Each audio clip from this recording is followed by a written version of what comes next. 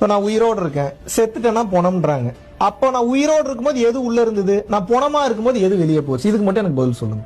ஆத்மான்னு நீ ஈஸியா சொல்லிட்டீங்க, ஏதோ ஒன்னு இருக்குன்னா அதை ஏத்துப்பீங்கல்ல.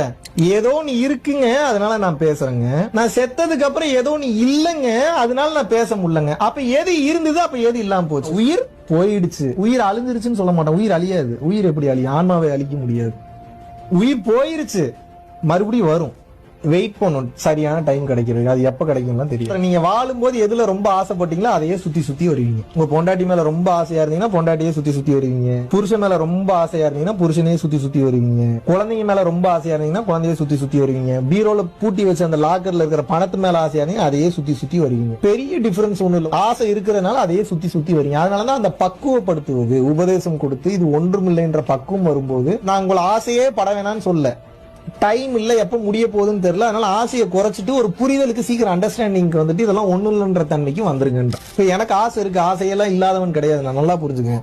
ஆனா அதனுடைய பெர்சன்டேஜ் ரொம்ப ரொம்ப ரொம்ப ரொம்ப கம்மி, ஹார்ம்லெஸ், பிறரை பாதிக்காதது. பல பேருக்கு இதெல்லாம் சொல்லி புரிய வைக்க முடியாது.